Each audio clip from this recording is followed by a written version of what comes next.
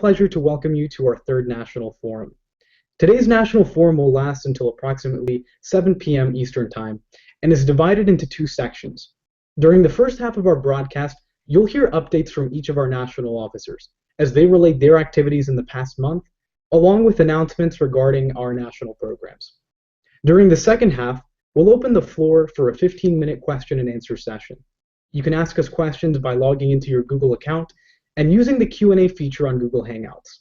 The topics can be anything from items on our national program of work to what it's like to serve as a national officer.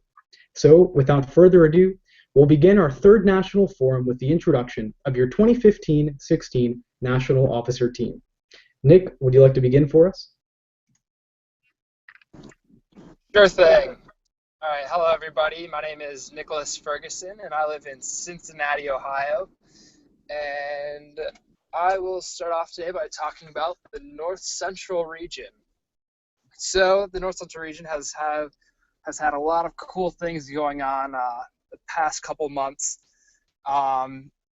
including a lot of membership gains in the majority of the states, and a lot of strong planning for the state leadership conferences in all of the states, as well as several members from Michigan will be attending the Ohio SLC, which is big news considering that Michigan does not have its own state chapter.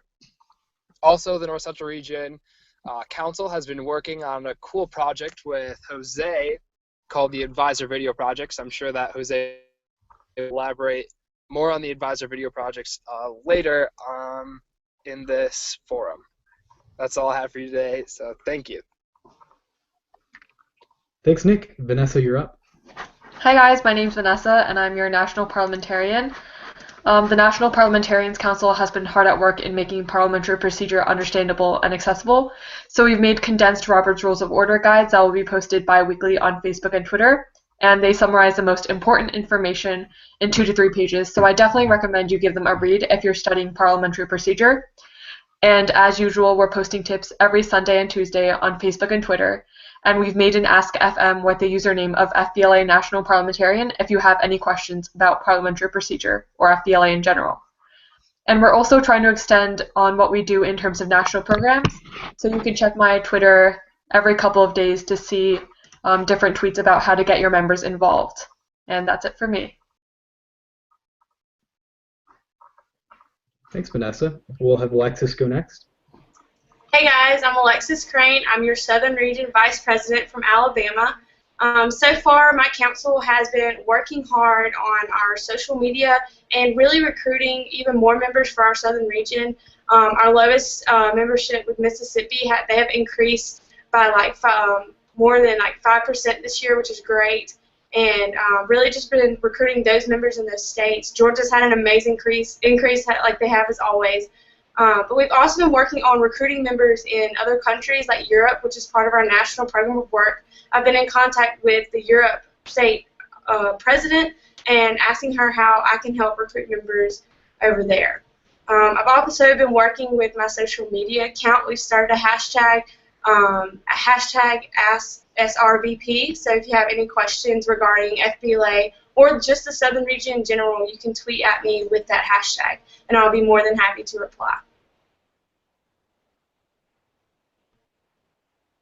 Awesome. Thanks, Alexis.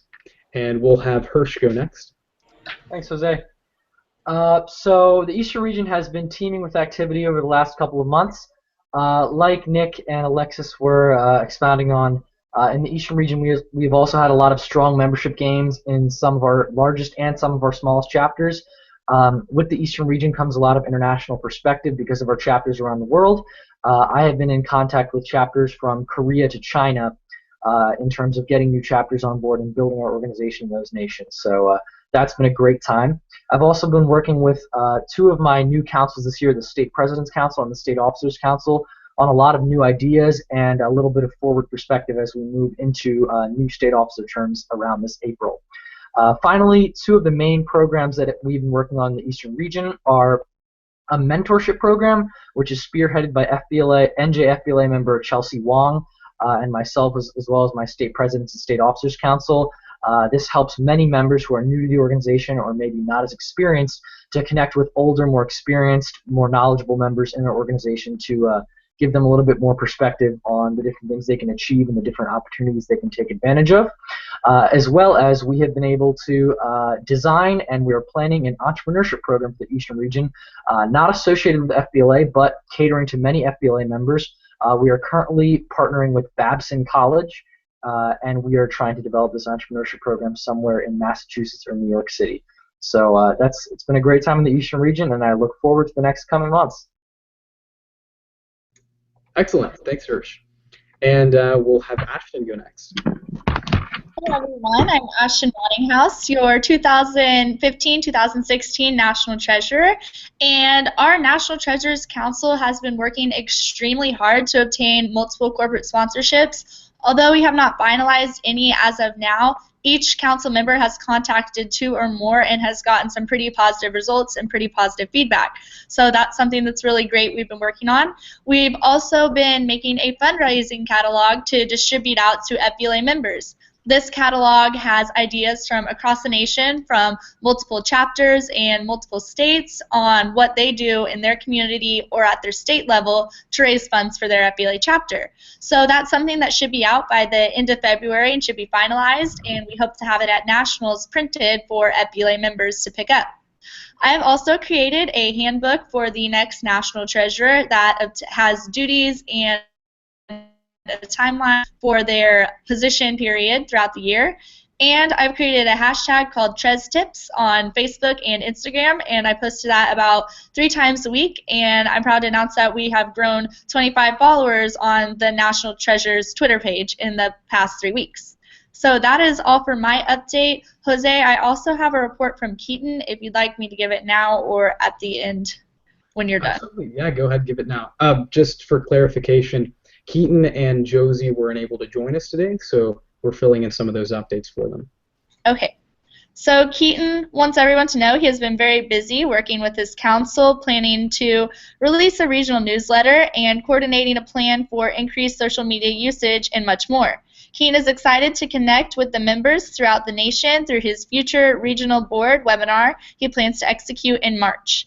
He encourages any and all questions to be sent to his email or Facebook accounts. He also hopes to serve you in the best way possible throughout the remainder of his term. Okay, thank you. That's all. Thank you, Ashton.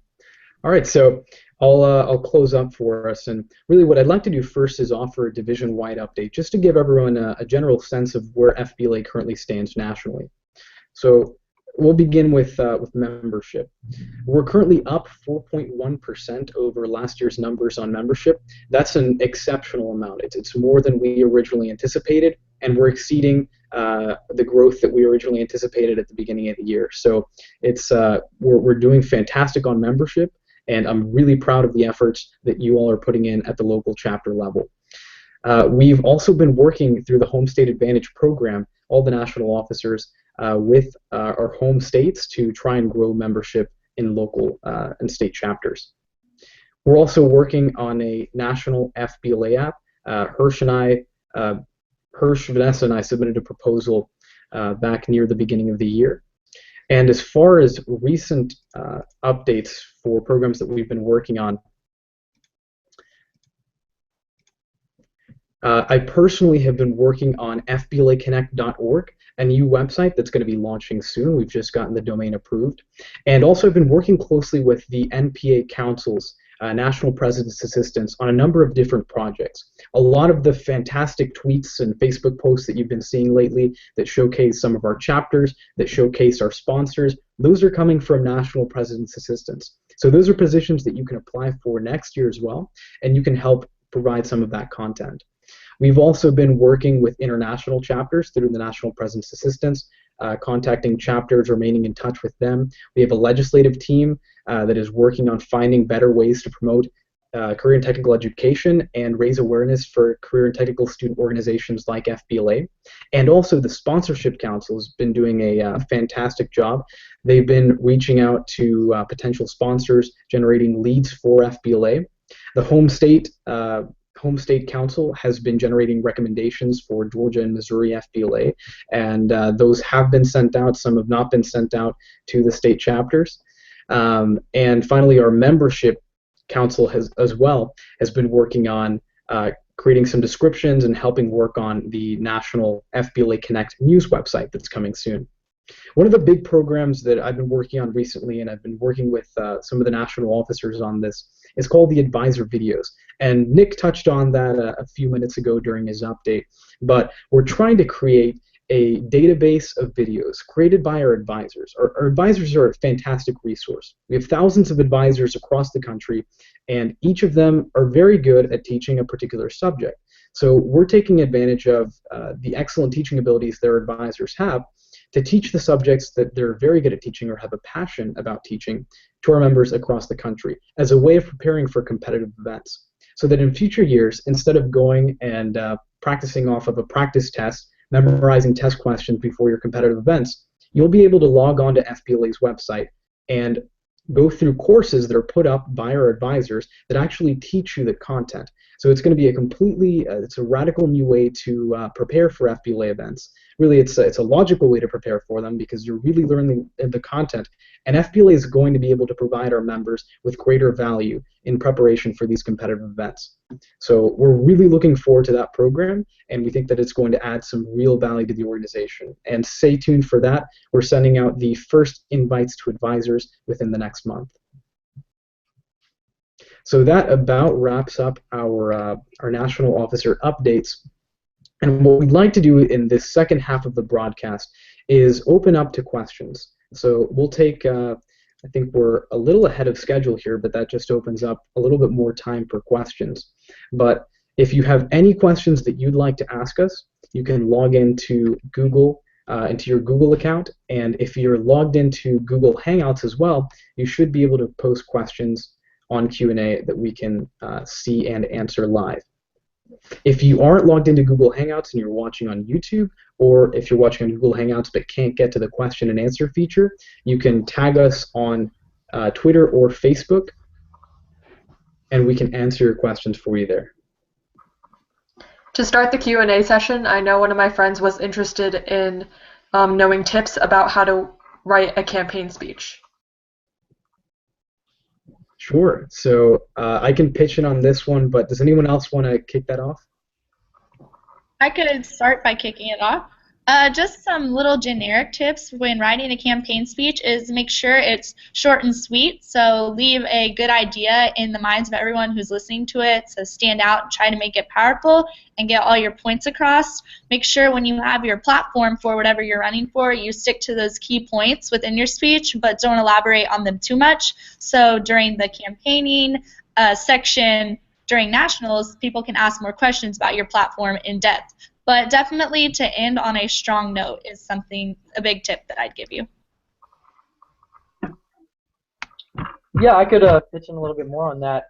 I think my biggest piece of advice that helped me throughout my campaigning process in whatever campaign I was campaigning for was know your audience. So it's very important to distinguish between where you're speaking. If you're speaking at an SLC among a small group of people and giving your campaign speech, if you're speaking at your SLC in front of 1,000 people, as we do in Pennsylvania, if you're speaking at the NLC just in front of state presidents and first vice presidents, all these audiences are vastly different in terms of what kind of qualities they want to hear about, what kind of experience they expect from you, and what kind of knowledge they expect you to bring to the table. So I would say know your audience, know when to be casual and when that's powerful, and know when to be more formal, more experienced, and come off more knowledgeable. I think that'll serve you very well. And to add on to that, Hirsch, a very important component, just something that I found is it's really important to be yourself when you're giving a speech, especially a campaign speech. So in these speeches, you're going to be trying to distinguish yourself from other candidates, and there are things about you, parts of your life or your experiences throughout FBLA that might be different from other FBLA members. So definitely highlight why you're different from other candidates in a positive way. Show who you really are. Don't try to be someone who you're not when you're giving your campaign speech, and really draw from some of your personal experiences. I know for me, just to give an example, I talked about how I, for example, am a first-generation American. So for me, FBLA and the opportunities that this organization provides students is something really unique, something that my family's never had before. So FBLA has a special place in my heart that I wanted to share with the membership. So I incorporated that into the speech as well. So definitely something to take into consideration as you write your speech. Be yourself. Try to draw from personal experiences that identify you as a unique candidate who's going to set you apart from the rest. And I think it's important to distinguish yourself as a candidate by including a story or including an analogy of what your qualifications are, because when everyone else is talking about their platform goals, you really want to stand out as someone who understands the membership and also has set goals for the future. All great points. And we have another question coming up here, so we'll go ahead and move on. So Bruna Tavares asks, as SLCs come up, what is your best piece of advice for state officer candidates, and what can members do to get the most out of the SLC experience? I'd love to elaborate on this a little bit, Jose. Yeah. I've been a state officer for the past 3 years now, and I've been able to campaign 3 times, and it's been the most amazing experience meeting those members from your state. So the best advice I can give you is to meet every person that you can, whether you're walking down the halls of the convention center or anything. Get your name out there and meet all of those connections that you can meet. Also, have your knowledge of FBLA, whether it's the national programs that we have to offer of BAAs and CSAs or the chapter challenges, or just knowledge just in your chapter of some activities that you do, so you can kind of give advice on members even while you're campaigning. So you have examples to back you up when you have a goal. It's like, so you're not just saying I want to increase membership, you have something to back you up with examples of what you've done in your chapter and what you can bring to the state level of some ideas that you may have. So really, to elaborate on that as a state officer candidate, be knowledgeable of what you want to do in your goals and be knowledgeable of FBLA overall.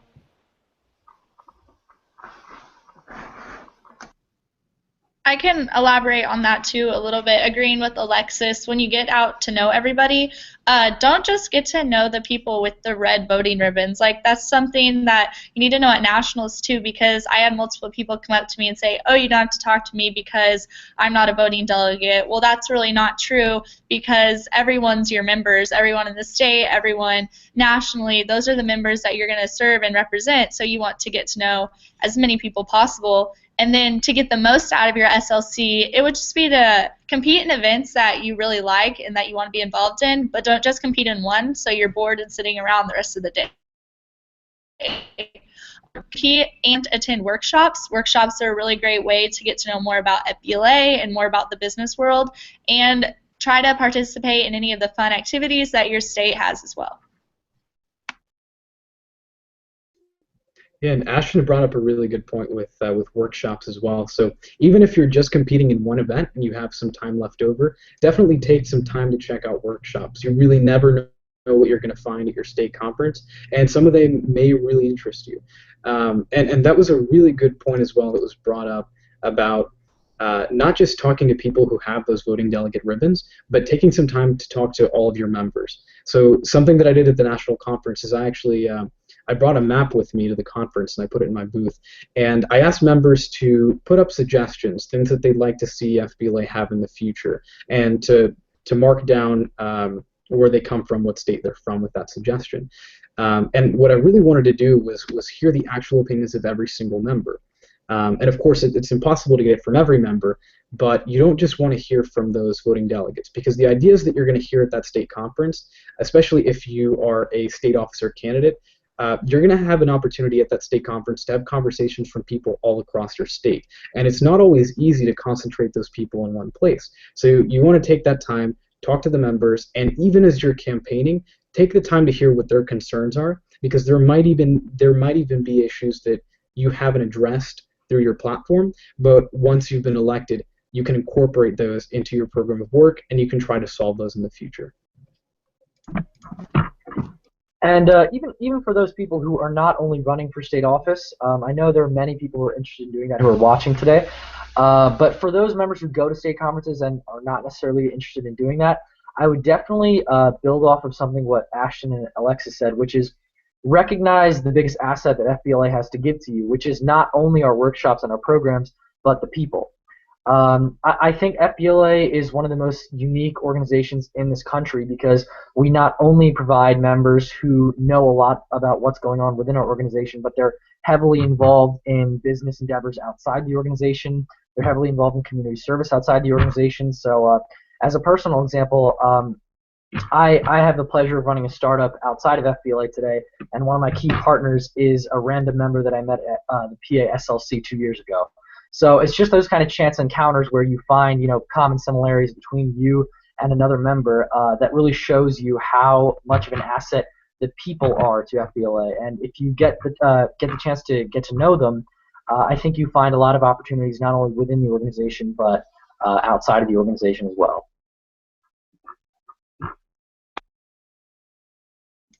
Great point, Hirsch. Yeah. So do we have any other questions? We can go ahead and move on from this one.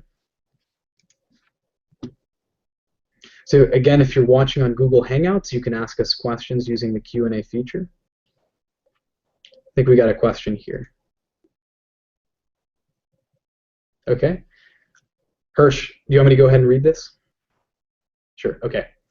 So James asks, in the midst of the second half of your national officer terms, what is one thing you'd like to leave FBLA with? Example, a specific program, idea, council, initiative. So I'll go ahead and start off.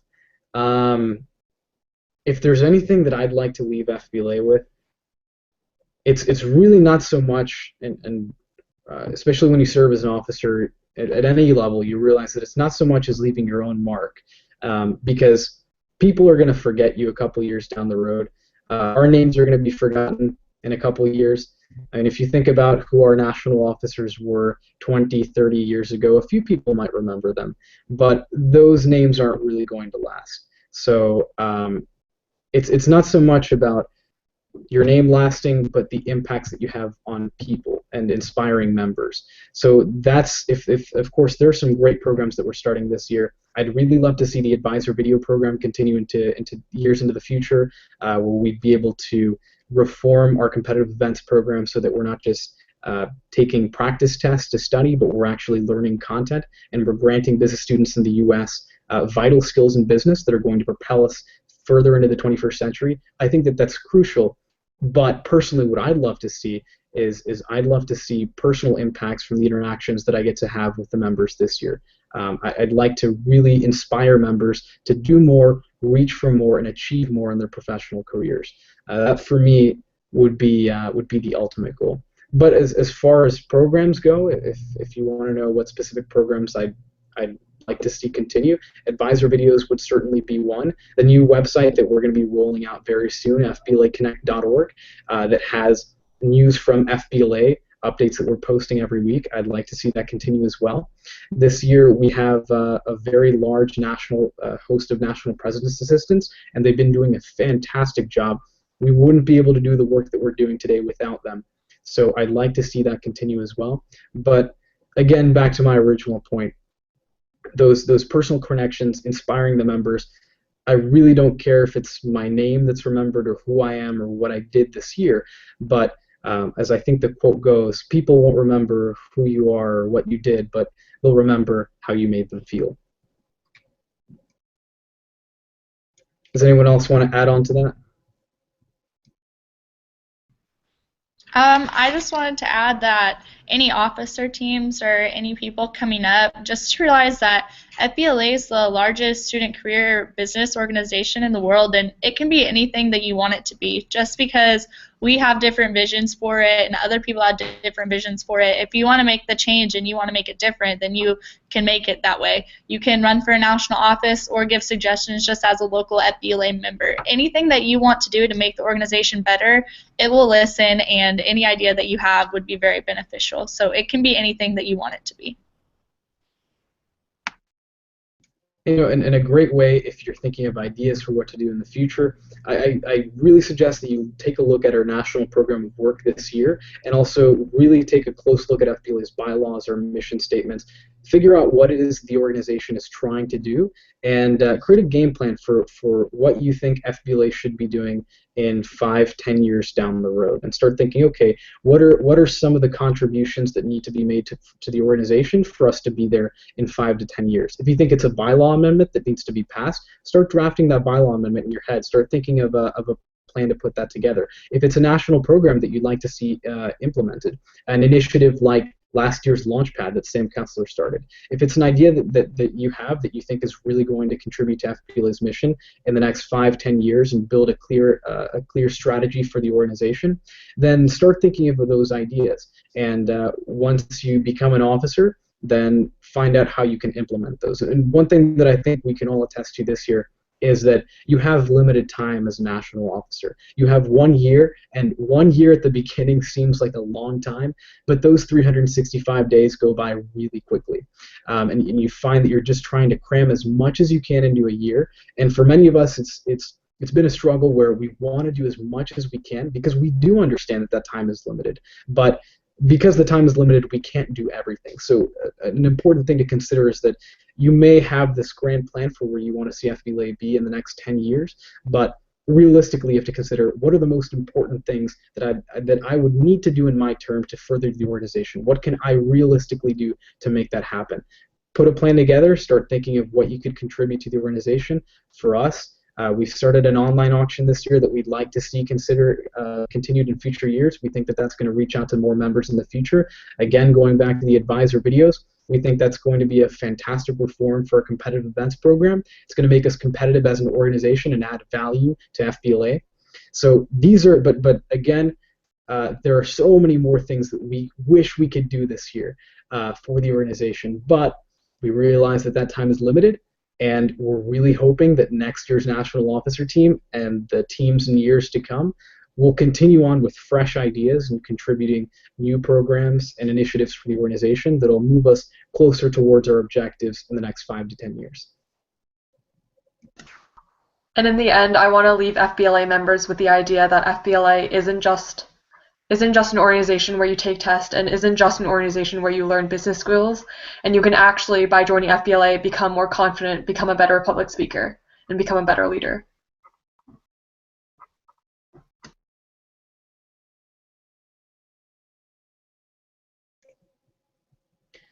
Yeah, it's very true. Would anyone else like to add anything onto that point?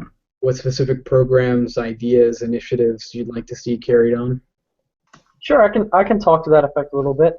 One of the main tenets of my campaign speech last year, which I really hold near and dear to my heart, had nothing to do with an idea at all, and it was the fact that as a freshman and sophomore, I really wasn't that involved in FBLA, and the reason that was because I didn't find a lot of genuine role models in the organization that I could connect to, unfortunately. I really didn't take the effort to find people who I found genuine, who I found would be willing to give me, the knowledge and the experience that I could, use to get through FBLA as an organization. And I think for all the state officers and, us national officers here, but definitely the state officers and even local officers out there, there's a reason that your email for your office is posted on all those state websites. There's a reason that local officers' emails are posted on local chapter websites. And it's so that members can reach out to you.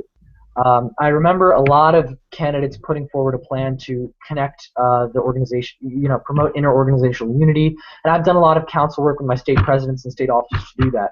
But there's a reason that our emails are listed, and that's because we as national officers, as state officers, are always supposed to be accessible to the members around us to help them, to give them the knowledge they need to explore and make use of FBLA in the best way they possibly can. So I would like to say for all those officers out there and for even the members out there, don't treat your time in FBLA only as a time for self-advancement or self-progress. Treat it as a time where you are a resource, a mentor, a guide to someone below you, someone the same age as you, maybe even someone above you, because FBLA is a extremely unique meeting place of honestly some of the greatest minds in our nation right now, which is the minds in high school who are trying to achieve, who are trying to progress. And I would say don't undervalue yourself in other people using you as a resource as well.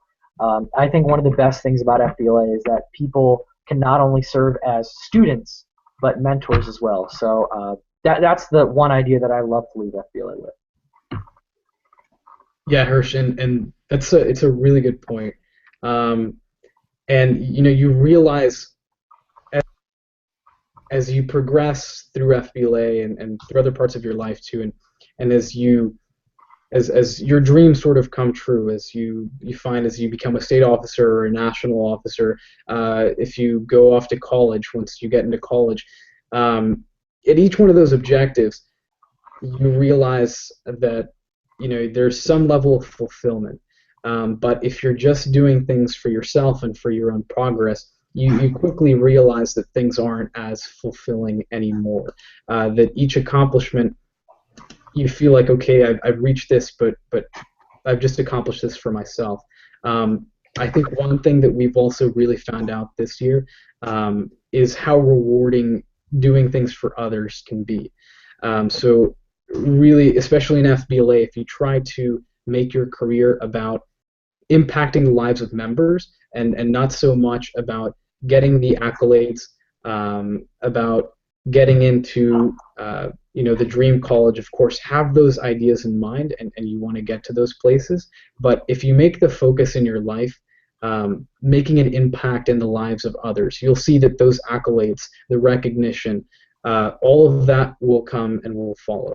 But what's most satisfying is really impacting other people. And you find that people are unique, people are different, you're going to get different reactions from different people. It's always going to be satisfying in unique ways when you try and do things for others. So mentor other students, help other students in competitive events get to state and nationals, help them out with conferences. If you are good at BAAs, if you've gone through your BAAs, help your fellow members get involved in the BAA program, help them earn that recognition, and you'll find that you're going to earn much more respect and praise in their eyes by helping them out and being a leader for others than if you just did that for yourself. So we have one last question here. We're actually over by 2 minutes, but we'll go ahead and take a little bit of time to answer this last question before we close. So Chase Vinci, and I apologize if I'm mispronouncing your name, but we have one question here. What advice can you give to underclassmen hoping to run for regional, state, national offices in the future? Does anyone want to give any quick words of advice? I can start off with that one. So first of all, if you already know that you're an underclassman and you want to run for a national office or state office, and you're a step ahead of a lot of people. So that's something really good to have that mindset. And if you want to run for, say, a national office, one thing to get involved in is a national council. Even if you don't know what office you want to be a part of, something that you think would be beneficial would definitely be a national council to just get the feel for how national officers work.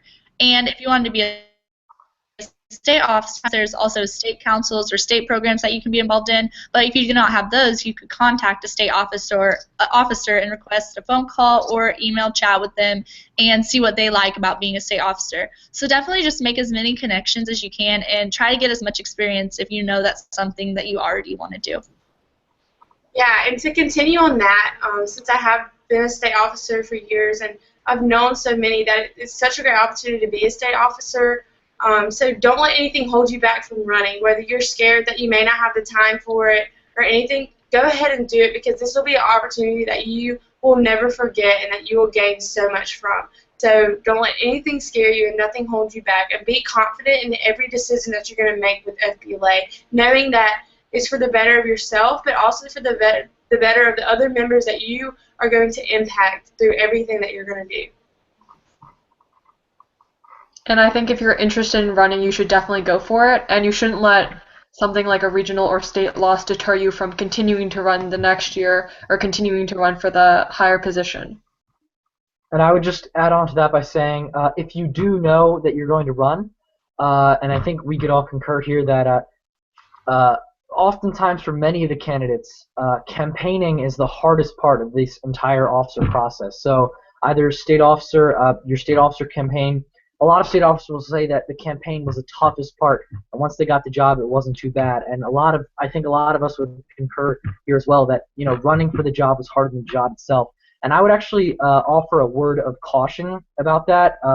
If you are running for an officer position, not only at the local, regional, state, but maybe even national office level, try your best to make sure that running for the job, while hard, is nowhere near as challenging and as engaging and stimulating as the office itself. That's something that I found to be true in the first couple months of my office, and as relieving as that was at some points, it was also not very productive and not very rewarding. And I've really tried to make these last couple months, and hopefully the next 5 months, much more stimulating, much more engaging than even my campaign was. I think that is honestly what makes it most rewarding in the end. So that would be my piece of advice. Try to make your campaign, even though this is counterintuitive, try to make that the easiest part of your entire process, and really aim to make your year in office very, very productive and engaging.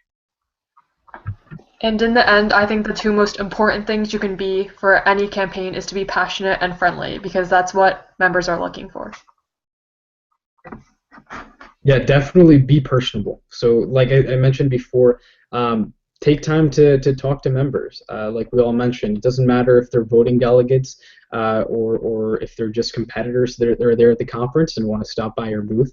Take some time to talk to everyone, because that's a good way for them to gauge how you're going to interact with people after that conference is over. So like Hirsch said, if you show that you're really going to campaign hard, if you show that you're going to really try to make connections, to go above and beyond what's just expected from a campaign, because at the campaign, you think that you're just expected to talk to those voting delegates. But if you are really going to set yourself apart, if your true motivation is to really help the organization, you're going to take that extra time to talk to any member that you encounter. So definitely take the time to talk to those people. Show that you're really interested in helping them. That will also be reflected potentially in the votes that you receive. So that's gonna impress them, and it's gonna be favorable towards your campaign. But at the same time, it's a key step for you to start building those habits to not focus so much on the campaign, but on what comes after, which is by far the most important part.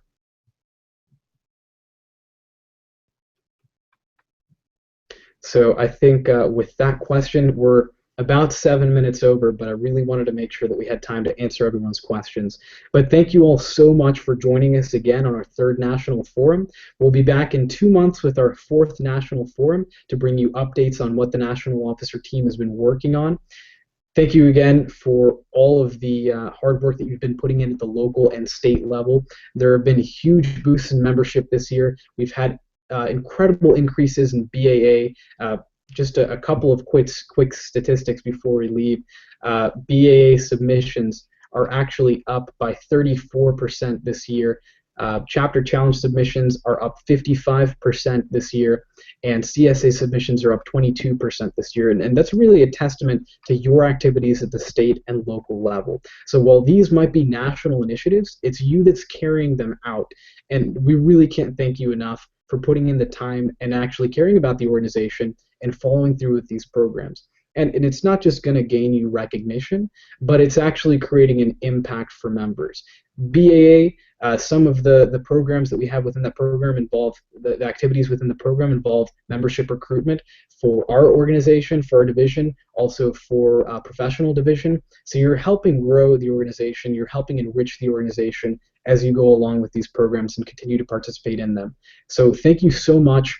Again, like we've mentioned before, we have some more programs that we're still working on, and we're going to be releasing very soon. One of the first ones I look for is FBLAconnect.org, our new national news website. So check that out soon. Be on the lookout for it, and hopefully we'll have some more news for you on the advisory videos within the coming month as well. So thank you all for stopping by again, and hopefully I'll get to see you at NLC Atlanta.